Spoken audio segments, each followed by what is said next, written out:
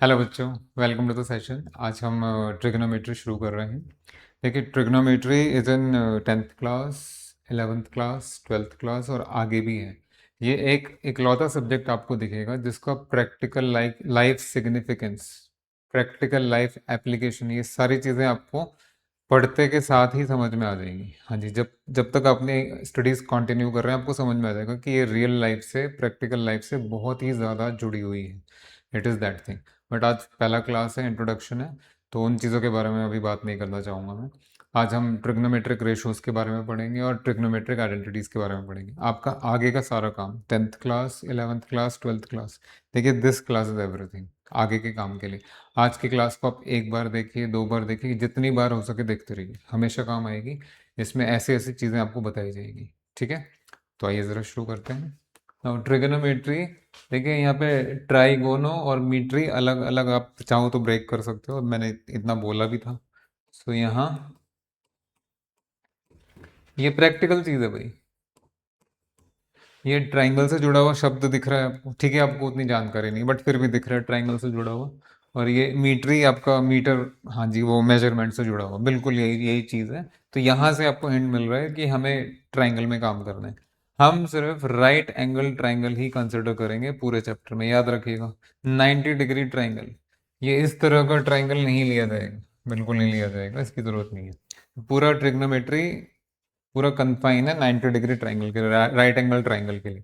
तो आगे बढ़ने से पहले मैं एक चीज़ ज़रा क्लियर करना चाहूँगा आप सबके साथ। देखिए, देखिए ये राइट एंगल ट्राइंगल है ए बी सी, और ये बी पे 90 डिग्री बना रहा है। इसी तरह एक और राइट एंगल ट्राइंगल है, दोनों राइट एंगल ट्राइंगल हैं 90 डिग्री ट्राइंगल से। तो आप कह सकते हैं triangle A B C is a right triangle. हाँ, मन में आपको कुछ लग रहा होगा, कुछ अधूरापन है भाई। This is a right triangle A B C, this is also a right triangle A B C, but इसका राइट एंगल बी पे बन रहा है और इसका राइट एंगल ए पे बन रहा है। तो ये दोनों के लिए बोलना कुछ अजीब सा अटपटा सा लग रहा है, मतलब कुछ कमी है, वो कमी पूरी करिए।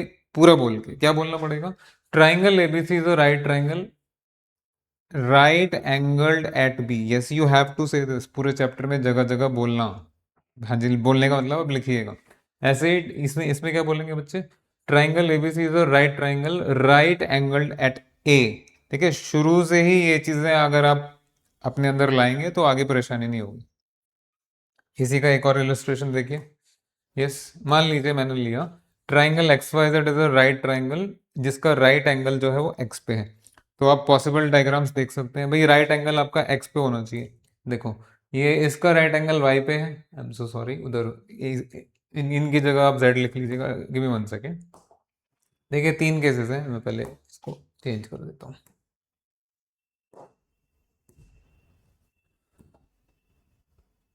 हाँ जी बच्चे, साथ आएंगे। देखिए, this is right angle at Y, this is right angle at Z, and this is right angle at X. तो जो आपका पॉसिबल केस है वो ये केस और ये केस स्टेटमेंट में नहीं लगेगा, ध्यान रखिएगा।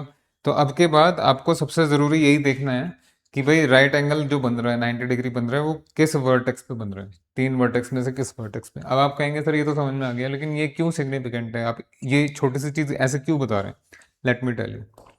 देखिए, पाइथागोरस थ्योरम आप सबने पढ़ा है, वहाँ सारा खेल होता है आपका बेस का, हाइपोटेन्यूज का, परपेंडिकुलर का। यहाँ भी वैसे ही है, यहाँ भी वैसे ही है।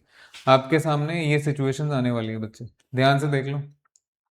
प्रैक्टिकली स्पीकिंग ये जो हाइट है आपकी, ये होनी चाहिए आपकी परपेंडिकुलर, बिल्कुल ठीक बात है। ये आपका बेस होना चाहिए और ये आपका हाइपोटेन्यूज होना चाहिए, होना तो चाहिए, होना तो चाहिए।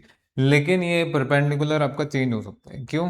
देखिए, आप इसको ऐसे फ्रेमवर्क करके देख रहे हैं, अब मैं इस ट्रायंगल को ऐसे यूं करके टर्न कर दूं तो हाँ, आप समझ गए, मेरी बात समझ गए। तो एक छोटा सा रूल बताया जा रहा है। मान लीजिए हम किसी एंगल का रेफरेंस लेके बात कर रहे हैं, मान लो यहाँ थीटा है। तो भाई ये मैथमेटिक्स में इट हैज़ बीन ऑब्जर्व्ड, या यूं कहिए इट हैज़ बीन प्रूव्ड, या यूं कहिए इसको रूल मान लिया गया है कि एंगल के सामने वाला जो साइड है उसको आप परपेंडिकुलर रिगार्ड करेंगे, हमेशा परपेंडिकुलर ही लेंगे। इस चीज को कस के पकड़ लीजिए, गांठ बांध लीजिए, बहुत काम आना है। इन्हीं चीजों में उलझाते हैं वो बच्चों को। जैसे फॉर एग्जांपल, हाँ जी, मान लीजिए मेरा रेफरेंस ये वाला थीटा है, तो बेटा इसके सामने वाले साइड अब ये परपेंडिकुलर कहलाएगी और ये आपका बेस हो जाएगा फिर उस केस में, और हाइपोटेन्यूज तो रहेगा ही। बेटा बात समझ में आ गई? हाँ, थोड़ी अजीब सी बात है भाई, आपको भी पता है एग्जाम में हलवा पूरी नहीं आएगा। नहीं आएगा। इन चीज़ों को पकड़ो, मेरे को बहुत एक्सपीरियंस है आगे का। Please don't take it as a negative statement. मैं ये कहना चाह रहा हूँ कि मैं उन चीज़ों पे बहुत काम करूँगा जो आपको आगे परेशान करेंगे। यूँ कहिए जिसके बिहाफ पे आप आगे बढ़ेंगे उन चीज़ों पे बहुत काम किया जाएगा। ठीक है, क्लियर हो गया। एंगल जिसके रेफरेंस में बात हो रही है उसके सामने वाला साइड को परपेंडिकुलर मानिए। अगर इस थीटा पे बात हो रही है तो उसके सामने वाला साइड आपका परपेंडिकुलर होगा। Next next. अब बात करेंगे हम ट्रिग्नोमेट्रिक रेशियोज के बारे में। तो 6 basic trigonometric ratios are there. बात तो और की भी हो सकती है, लेकिन इन 6 ट्रिग्नोमेट्रिक रेशियोज ने ऐसी धूम मचाई है पॉजिटिव सेंस में, ऐसी गजब की धूम मचाई है कि पूरा पूरा सब्जेक्ट क्रिएट हो चुका है। हाँ जी, आइए तो बात करते हैं ट्रिग्नोमेट्रिक रेशियोज पे। ये क्या होते हैं भाई? सबसे पहले ये आपने ट्राइंगल कंसिडर करना है 90 डिग्री, और एक थीटा एंगल कहीं ले लीजिए। थीटा एंगल आप यहाँ भी ले सकते हैं, यहाँ भी ले सकते हैं। मैंने दोनों चीज़ें आपको समझा दी। अगर आप थीटा एंगल यहाँ ले रहे हैं तो भाई उसके सामने वाले साइड को परपेंडिकुलर बोला जाएगा। In that case this will be base, और ये आपका हाइपोटेन्यूज हो गया। ठीक है। अब 6 ट्रिग्नोमेट्रिक रेशियोज के बारे में। तो बाबू ये sine theta, cos theta, tan theta, cot theta, secant theta या सेक थीटा, और ये आपका कॉसेक थीटा। अब मैं ज़रा दोबारा प्रोनाउंस कर दूं। Sign theta, cos theta, tangent theta, cotangent theta, secant theta, cosecant theta. आप ऐसे भी प्रोनाउंस कर सकते हैं, नहीं तो अभी ऐसे ही रहने दीजिए। बट ये चीज़ें क्या हैं? ये चीज़ें कुछ बच्चे तो बिल्कुल ही बिगिनर होंगे जिन्होंने कभी देखा नहीं होगा। भाई आज की क्लास आप कई बार देखना, बड़ा काम आएगी आपको आगे आगे बढ़ने के लिए। सब कुछ सब कुछ है। तो साइन थीटा कैसे डिफाइन किया जाता है? अभी तो बेटा बच्चों की तरह आप एज ए रूल ले लीजिए। जैसे आप छोटे बच्चे थे, आपको प्लस माइनस डॉट डिवीजन कुछ रूल्स समझाए गए थे, आपने मान लिया था कि हाँ ऐसा होता है। तो यहाँ भी ऐसे ही होता है। जब कभी भी आप साइन थीटा लेंगे तो क्या लिखेंगे? What by what. तो देखिए ज़रा। अच्छा, ये लिखने से पहले एक सेपरेशन लाइन डाली गई है। सेपरेशन लाइन क्यों डाली गई है? देखो भाई, मैं रेशियोज वगैरह सब बताने जा रहा हूँ आप लोगों को। ये सेपरेशन लाइन इसलिए डाली गई है कि ये जो तीन हैं, ये तीनों इन्हीं तीनों से आएंगे। तो अब देखेंगे अभी कि ये साइन थीटा, कॉस थीटा और टेन थीटा, इनकी प्रॉब्लम्स इतनी इतनी ज़्यादा है, इतनी ज़्यादा है कि ये तो आपको हमेशा याद हो जाएगी। इसमें आपको डिफिकल्टी रहेगी अगर आप ढंग से नहीं करेंगे। तो पहले इसी को देख लो। कॉट क्या होता है, सिकेंड क्या होता है, कोसिकेंड क्या क्या होता है, और इसको सेपरेट क्यों किया? सुनिए भाई। Cot theta is nothing but reciprocal of tan theta, secant theta is nothing but reciprocal of cos theta, and cosec theta is nothing but reciprocal of sin theta। इतना आपको समझ में आ गया? मतलब ये जो 6 ट्रिग्नोमेट्रिक रेशियोज हैं इसमें आपको पहले तीन ही निकालने हैं, बाद के तीन तो इनका इनवर्स लेके आ जाएंगे, रेसिप्रोकल लेके आ जाएंगे। अच्छा जी। अब उसके बाद साइन क्या होता है, कॉस क्या होता है, टेन क्या होता है, उस पे आते हैं। बेटा ये छोटी सी चीज़ याद रखना, अगले 10-15 मिनट तक चलेगा ये चीज़ याद रखिए। 6 ट्रिग्नोमेट्रिक रेशियोज है, बाद वाले तीन इन्हीं का रेसिप्रोकल है। ठीक है। अब आइए ज़रा, what is sine theta? Sine theta is P by H, P for perpendicular, H for hypotenuse. तो this is perpendicular over hypotenuse. ये आपका परपेंडिकुलर है और ये आपका हाइपोटेन्यूज है। Next, cos theta is B by H. B by H का मतलब ये आपका बेस बाय, ये आपका बेस हो गया, हाइपोटेन्यूज हो गया। और टेन क्या होता है बाबू? Tan theta is P by B. P by B यानी परपेंडिकुलर ओवर बेस। हाँ जी। ये लगभग स्टूडेंट्स पूरे भारतवर्ष के या पूरी दुनिया के ये पढ़ लेते हैं। अब भाई अब आपको आगे भी तो जाना है, इनकी एप्लीकेशंस भी आनी चाहिए। एप्लीकेशंस तो तब आएंगे जब एमलगमेशन या इनका कॉम्बिनेशन आप डील कर सकें। जैसे मैंने क्या बताया अभी? मैंने बताया ये तीनों रेशियोज तो इन्हीं का प्रतिरूप है एक तरह से, रेसिप्रोकल लेके। तो जरा इन पे बात कर लेते हैं, मेरे साथ आइए। देखिए, अगर आप केयरफुली टेन थीटा को देखेंगे, टेन थीटा को देखेंगे तो बेटा ये आपका पी बाई बी जो है, ये दिस इज बेसिकली ये ten theta is basically sine theta divide by cos theta. कहेंगे कैसे? देखो, साइन थीटा का वैल्यू क्या बताया था आपको ऊपर? तो this is P by H. हाँ जी। कॉस थीटा में क्या बताया बच्चे? B by H. अगर आपने मैथमेटिक्स ठीक से पढ़ा है तो बेटा 2/3 डिवाइडेड बाय 5/4 मान लीजिए। तो इसको कैसे लिखा जाता है? 2/3 इंटू इसका रेसिप्रोकल 4/5 ऐसे लिखते हो। तो बेटा इसको क्या लिखेंगे? पी बाई एस क्या लिखेंगे इसको? This is P by H into इसका रेसिप्रोकल ले लीजिए, एच बाई बी। तो क्या बन गया? P by B. हाँ जी, कॉम्बिनेशन आपके सामने आ रहा है। That means sine theta is okay, cos theta is okay, but जो टेन थीटा होता है वो भी साइन और कॉस पे ही डिपेंडेंट है। तो आपको पूरा अपना स्टडीज, पूरा ध्यान साइन थीटा और कॉस थीटा को निकालने पे लगाना चाहिए। उसकी वैल्यूज अगर गलत हो गई इन दोनों की, उन दोनों में से कोई भी, तो आपका पूरी मेहनत खराब हो जाएगी। और वो दोनों अगर ठीक है तो आप सही सही तरीके से आगे बढ़ सकते हैं, याद रखिएगा मेरी बात। तो sine theta is P by H, cos theta is B by H, that is base by hypotenuse, and tan theta is P by B, या तो याद कर लीजिए या फिर साइन बाय कॉस करके भी आ जाएगा। ऐसे ये सब चीजें भी आ जाएंगी। अच्छा ये बताओ, अगर टेन थीटा आपका पी बाई बी है तो उसका रेसिप्रोकल क्या आएगा बाबू? बी बाई पी, है ना, इसका रेसिप्रोकल। कॉस का रेसिप्रोकल क्या आएगा आपका? H by B, and this will become H by P. Rest आप लिखते रहिएगा बाद में। ठीक है, अब हम आगे बढ़ रहे हैं, बट ये चीज याद रहे, ये चीज आपको याद रखनी है। लेट मी रिपीट अगेन, मैंने क्या बोला अभी? मैंने ये बोला कि भाई आपके 6 ट्रिग्नोमेट्रिक रेशियोज है, साइन थीटा है, कॉस थीटा है, टेन थीटा है, इसके बाद cot theta, then sec theta, then cosec theta. बेटा cot theta is reciprocal of tan theta, sec theta is reciprocal of cos theta, and cosec theta is reciprocal of sin theta. यहां से आपको विश्वास आना चाहिए कि यही चीजें फाइंड करनी है। और उसमें फिर आपने नोटिस किया कि tan थीटा भी आपका sin theta over cos theta करके आ जाएगा। तो बेटा इसको और इसको बहुत मेहनत से क्लैरिटी के साथ निकालिएगा, बल्कि पहले 3 बहुत चीजें जो है आपकी क्लैरिटी से होनी चाहिए। हाँ जी, क्या इसका रेसिप्रोकल करके इसको ऐसे भी लिख सकते हैं? 100% लिख सकते हैं बाबू। मैंने तो आपको पहले ही बोला, आज की क्लास 2 बार 3 बार 4 बार जितनी बार भी देख सकते हो देखो। मुझे अपनी जिम्मेदारियों का पूरा पूरा एहसास है, आपको भी होना चाहिए। अच्छे से कर लीजिएगा। ये क्लियर हो गया? अब आगे बढ़ते हैं, आगे बढ़ते हैं। हाँ जी, साइन थीटा का फॉर्मूला क्या था? Perpendicular by hypotenuse. Cos theta का क्या है बाबू? Base by hypotenuse. ठीक, बढ़िया। नेक्स्ट। अच्छा ये आगे बढ़ने से पहले बेटा मैं बोलना तो नहीं चाह रहा, बट ये क्लास या ये वीडियो लेक्चर आपका ऑनलाइन माध्यम से हर तरह के स्टूडेंट तक पहुंच सकता है। हाँ, आप बहुत अच्छे, बहुत इंटेलिजेंट भी हो सकते हैं, आप एवरेज स्टूडेंट भी हो सकते हैं, आप बिलो एवरेज भी हो सकते हैं। तो मैं एक चीज़ बोल देता हूँ, देखिए ये सब चीज़ें तो वो हैं जो बच्चा ये ध्यान में रखे कि मेरे को मैथ्स आगे भी पढ़ना है। बट कुछ स्टूडेंट्स होते हैं माइंड बना के बैठते हैं कि मुझे आगे मैथ्स पढ़ना ही नहीं है, बस किसी तरह क्वेश्चन निकल जाए और मैं मेरा पीछे छूटे। अगर ऐसे स्टूडेंट हैं तो, वैसे होना तो नहीं चाहिए, बट अगर ऐसा है तो उसके लिए ये तो आपने समझ लिया कि साइन कॉस टेन में ही सब कुछ बसा हुआ है। तो उसको, उस रेशो को, उन 3 रेशोज को कैसे याद करेंगे? एक एक बढ़िया सी कहावत है, क्या है देखिए। इसका अपर पार्ट पंडित बद्री प्रसाद, फिर लोअर पार्ट बोले हर हर। हाँ जी बिल्कुल, इसमें शर्माने की कोई आवश्यकता नहीं है। वो कहता है ना, दुर्घटना से देर भली। ये आप लिख लीजिए कहीं, आपको याद हो जाएगा। भाई हम आपसे पूछें, आप घबराहट में कुछ का कुछ बोल दें, उससे बढ़िया ऐसे सीक्वेंस में याद कर लीजिए, क्या बुरा है? क्वेश्चन तो निकलेगा ही आपका, भूलेंगे भी नहीं, है ना। ये हमने नहीं डिराइव किया कि साइन ये क्यों होता है, टेन ये क्यों होता है, कॉस ये, हम मैं भी आपको याद ही करने के लिए कह रहा हूँ वैसे।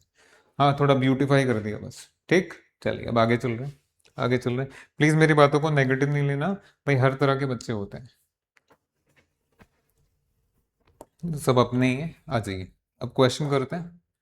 ये 2 अलग अलग ट्राइंगल्स आपको दिए हुए हैं। पहले व्हाइट कलर वाला ट्राइंगल देखेंगे। देखो बाबू, यहाँ थीटा इधर है, दैट मीन्स इसके सामने वाला साइड यानी बी आपका परपेंडिकुलर का काम करेगा। यहाँ थीटा इधर है, यानी इसके सामने वाला साइड यानी ए आपका परपेंडिकुलर का काम करेगा। मैंने लेंथ वगैरह नहीं चेंज किया है दोनों में, आप देख सकते हैं। यहाँ ये बी है, यहाँ ये बी है, बी का बी है, और ये हाइपोटेन्यूज सी। बट कुछ चीज़ें तो बदल जाएंगी, आई एम सो सॉरी। आइए जरा साइन थीटा कॉस थीटा ये सारी चीज़ों पे बात करते हैं। आप सबको पता होना चाहिए, पता ही है कि बेटा कॉट सीकेंट और कॉस तो इन्हीं तीनों के बिहाफ पे निकलेगा। ठीक है ना, तो इन तीनों को ध्यान से निकालेंगे हम, साथ आ जाओ। हाँ, आप क्या कर सकते हैं, आप वीडियो पॉज करके पहले खुद से ट्राई कर सकते हैं, फिर देख लीजिएगा। आइए जरा। हाँ जी, sine theta is perpendicular by hypotenuse, cos theta is base by hypotenuse, and tan theta is perpendicular by base. ये आप कहेंगे सर ऐसे क्यों लिखा? हम डायरेक्टली आंसर लिख देते हैं बेटा। फर्स्ट क्लास में पीएचडी नहीं होती है, एक्सपीरियंस लीजिए, 2 4 5 क्लासेस कीजिए, इन टर्म्स को आत्मसात कीजिए, इन टर्म्स को साथी बनाइए, काफ़ी सारे क्वेश्चंस कीजिए, फिर लिखिएगा ना डायरेक्टली आंसर। अभी आप डायरेक्टली आंसर लिखने की पोजीशन में नहीं है। If you try to write answer directly, it is inevitable कि आप गलती ना करें, वो गलती करोगे ही करोगे, बिल्कुल करोगे, तो मत लिखो डायरेक्टली आंसर। ये सब लिखिए शुरू शुरू की क्लासेस में, लिखते रहिए ना, कौन आपका कोई कैंसिल थोड़ा ना कर देगा। आओ बेटा, परपेंडिकुलर का काम बी कर रहा है और हाइपोटेन्यूज आपका सी है, बेस का काम ए कर रहा है और हाइपोटेन्यूज सी है, लाइकवाइज परपेंडिकुलर बेस, ये आपका परपेंडिकुलर और ये बेस, क्लियर है। फिर कॉट सिकेंड कोसिकेंड कहाँ दूर है भाई, ये तो इन्हीं के reciprocal, cot is reciprocal of tan, ये बताइए अगर टेन बी बाई आया है तो कॉट यानी 1/10 क्या आएगा, ए बाई भी आएगा उसका रेसिप्रोकल, तो it is 1/10 theta, it is 1/cos theta, it is 1/sin theta. हाँ जी, 1/10 थीटा का मतलब 1/b/a, तो b/a का रेसिप्रोकल कर दीजिए, a/b बन जाएगा। इसी तरीके से cos थीटा यानी इसका रेसिप्रोकल करेंगे 1/a/c c/a, फिर इसका reciprocal 1/b/c c/b। This should be very very very very clear. हाँ जी, बहुत ज्यादा क्लियर होना चाहिए ये, तब जाके आपके नेक्स्ट लेवल के क्वेश्चन निकलेंगे। आज पहला क्लास। नेक्स्ट, वीडियो पॉज करो, सब कुछ ट्राई करो, देखो मत सॉल्यूशन, अपने आप ट्राई करो, उसके बाद जब आपका काम हो जाए तो कंटिन्यू करिए मेरे साथ। आइए बेटा, साइन थीटा अगेन, आप कहेंगे सर फिर लिख दिया आपने, अरे मैंने क्या लिख दिया, तुम्हें लिखना है, लिखना भी चाहिए, तब जाके सब्जेक्ट आपका अपना बनेगा। तो this is perpendicular by hypotenuse, this is base by hypotenuse, this is perpendicular by base, ठीक है। एंड ये इन सब का रेसिप्रोकल। हाँ जी, नेक्स्ट, ये क्या क्या वैल्यूज आएंगी, careful careful careful, there is a clear difference, हालांकि लेंथ वाइज डिफरेंस नहीं दिख रहा है, but there is a clear difference. यहाँ जो परपेंडिकुलर था वो यहाँ परपेंडिकुलर नहीं रहा, नहीं रहा, क्यों नहीं रहा मैं आपको पहले बता चुका हूँ। एंगल के सामने वाला साइड परपेंडिकुलर है, अब वाला परपेंडिकुलर आपका ए आएगा। हाँ जी, तो इट इज a/c। हाँ जी, base by hypotenuse, this is not base भाई, ये बेस है ना, b/c, और ये आपका perpendicular by base, so this is a/b, अच्छे से देख लीजिए, बाकी तो रेसिप्रोकल ही है बाबू।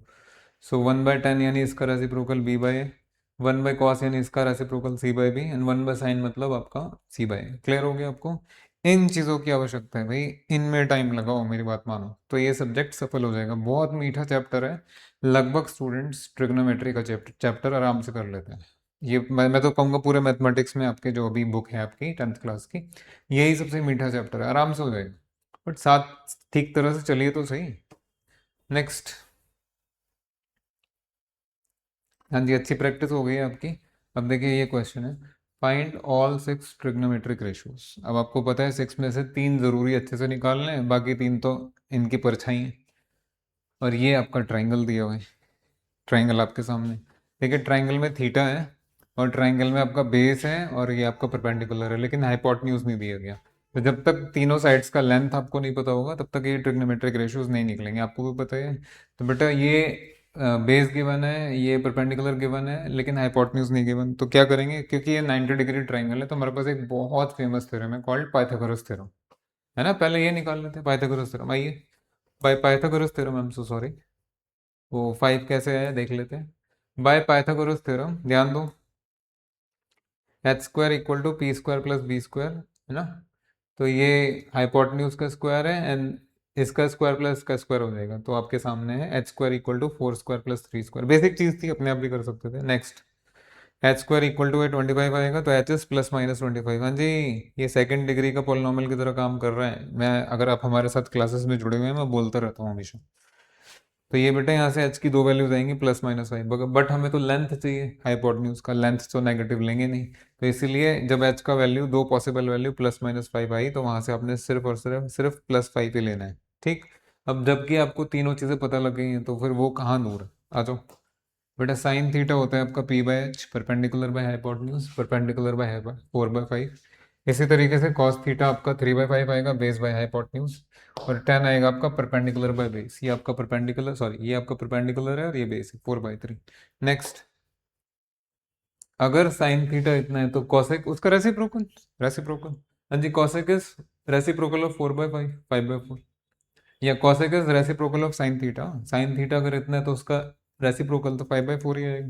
अब आगे आइए, कॉस थीटा इतना है तो सीकेंड थीटा कितना है बाबू, अरे इसका रेसिप्रोकल कर दो ना यार, तो 3/5 का reciprocal is 5/3। Likewise tan theta अगर 4/3 है तो आपका कॉट थीटा कितना आएगा, आपका 3/4, रेसिप्रोकल। क्लियर हो गया यहाँ तक। नेक्स्ट, नेक्स्ट, अच्छा क्वेश्चन था, अब आगे चलिए। हाँ जी, ट्रिग्नोमेट्रिक आइडेंटिटीज। और उसके बाद ये बताया जाएगा लिमिट। लिमिट का मतलब साइन थीटा का मैक्सिमम क्या हो सकता है और मिनिमम क्या हो सकता है, कॉस थीटा का मैक्सिमम क्या हो सकता है और मिनिमम क्या हो सकता है, एंड लास्टली टेन थीटा का मैक्सिमम क्या हो सकता है और मिनिमम क्या हो सकता है। अभी रुक जाइए, बता नहीं रहा हूँ, पहले सुनिए सुनिए। जबकि आपने साइन कॉस पे इतना काम तो कर ही लिया है कि कुछ बेसिक क्वेश्चंस आप कर लें, रेशियोज भी आपको याद हो गए हैं। अब आते हैं एक बहुत ही ज़्यादा इंपॉर्टेंट चीज़ पे, called trigonometric identities. There are many identities, out of these many identities, three identities are basic identities, या यूं कहिए बाकी सभी आइडेंटिटीज में इनका यूज होना है। ये तीनों आइडेंटिटीज इतनी ज्यादा इंपॉर्टेंट है तो इन्हीं को बेसिक आइडेंटिटी मान लिया गया है। ओके, वो क्या है? देखो, पहला आइडेंटिटी है sine square theta plus cos square theta is one. शायद हर तरह के स्टूडेंट को ये आता होगा, अगर ट्रिग्नोमेट्रिक्स ने पढ़ा है तो याद भी रहेगा, बल्कि आज से 20-25 साल बाद भी आपको याद रहेगा। Sign square theta plus cos square theta is one. क्या याद नहीं रहेगा या क्या ऊपर नीचे होता रहेगा? देखिए, आइडेंटिटी नंबर टू और आइडेंटिटी नंबर थ्री, कोई गारंटी नहीं है कि ये आज से, यहाँ तो मैंने बोला आपको 20 से 25 साल बाद भी ये याद रहेगा, ये 20 से 25 दिन बाद भी शायद याद ना रहे आपको। 20-25 दिन तो बहुत दूर की बात है, शायद कल परसों तक ही आप भूल जाए। तो मैं एक तरीका बता रहा हूँ इनको ऑब्टेन करने का, ज़रा ध्यान से सुनिए। I am so sorry. देखो बेटा, ये तो याद करना ही पड़ेगा आपको। अब इसके भी आप पे अब बाकी दोनों भी निकाल सकते हैं। कैसे निकालेंगे? इस आइडेंटिटी में एक बार आप थ्रू आउट डिवाइड कर दीजिए कॉस स्क्वायर थीटा से, तो कुछ मिलेगा आपको। फिर उसके बाद इसी आइडेंटिटी को डिवाइड कर दीजिए आप साइन स्क्वायर थीटा से, फिर कुछ मिलेगा। तो वो जो कुछ मिलेगा पहले कॉस स्क्वायर से डिवाइड करने पे और उसके बाद साइन स्क्वायर से डिवाइड करने पे, वही दोनों आइडेंटिटीज हैं। आप बताओ जरा प्रैक्टिकली, ये स्टूडेंट्स, मेरे पास है sine square theta plus cos square theta equal to one. अगर मैं इस क्वांटिटी को थ्रू आउट डिवाइड कर दूं कॉस स्क्वायर से, इसको भी मैंने कॉस स्क्वायर से डिवाइड कर दिया,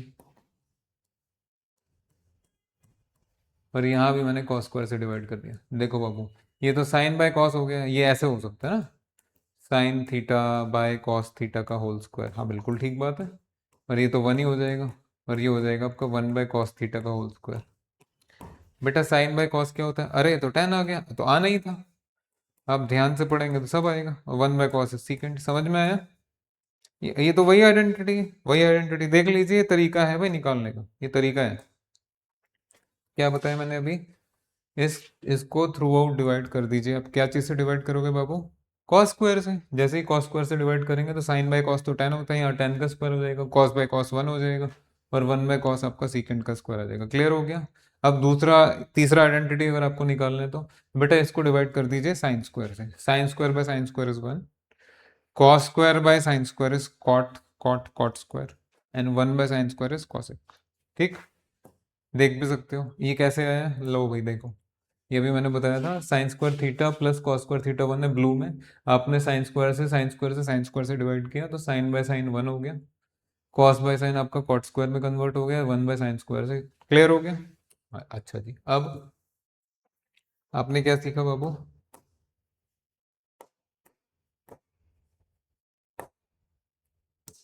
सॉरी,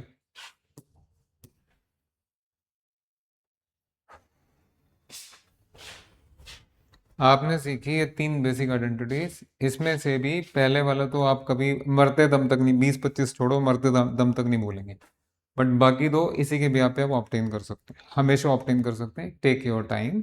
मैं फिर वही स्टेटमेंट बोलूंगा, दुर्घटना से देर भली। हाँ जी, एकदम क्लैरिटी के साथ काम कीजिए, कोई आफत नहीं आ रही है। बट गलत चीज़ नहीं अप्लाई करनी कि हड़बड़ा के, घबराहट में, पैनिक होके आपने कुछ का कुछ बोल दिया। नहीं नहीं नहीं, फिर तो सारा काम ही खराब हो जाएगा। मैंने आपको ऑप्टेन करने का तरीका बता दिया। लेट मी टेल यू, ये जो तरीका आपको बताया है, सेकेंड और थर्ड को फर्स्ट से ऑप्टेन करने का जो तरीका बताया बेटा, ये आपके सीबीएसई बोर्ड में भी क्वेश्चन आया कि डिराइव करके दिखाइए। हाँ जी, सही सही सच कह रहा हूँ।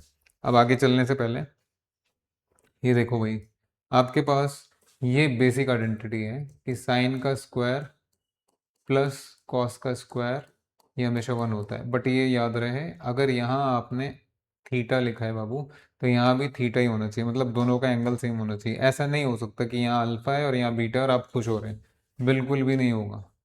It is sine square theta plus cos square theta equals 1. Sine square alpha plus cos square alpha will become 1. Sin square beta plus cos square beta will become 1. But sine square alpha plus cos square beta नहीं भाई, angle different है, हम कुछ नहीं कह सकते, याद रखिएगा, हम कुछ भी नहीं कह सकते इसमें. वन, अरे होगा भाई, ये ऐसे कोई रिजल्ट नहीं है, इसलिए इसको छोड़ दीजिए. एंगल सेम होना चाहिए, एक समान होना चाहिए. नेक्स्ट, जैसा कि आप लोगों से वादा किया गया था, आपको लिमिटेशंस बतानी है.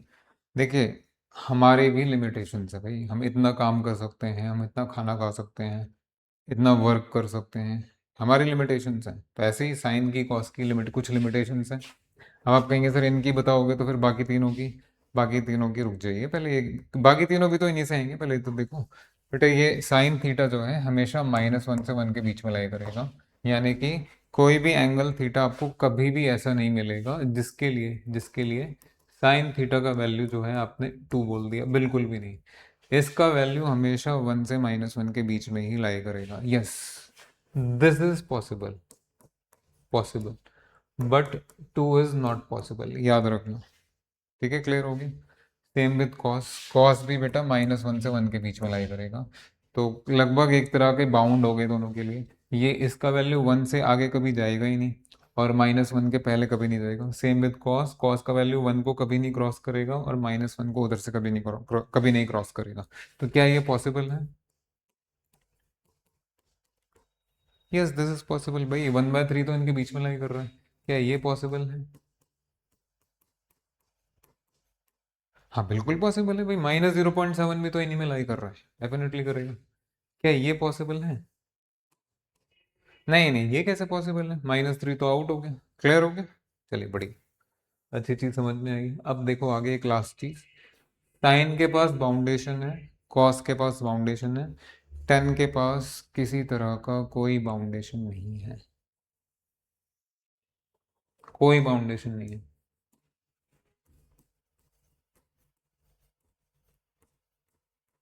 याद कर लीजिए, एनी वैल्यू का मतलब आर्बिट्रेरली लार्ज ले सकता है वैल्यू, और आपका आर्बिट्रेरली स्मॉल वैल्यू भी ले सकता है. बड़े से बड़ा वैल्यू भी ले सकता है 10, छोटे से छोटा वैल्यू भी ले सकता है. दैट मीन्स क्या ये पॉसिबल है?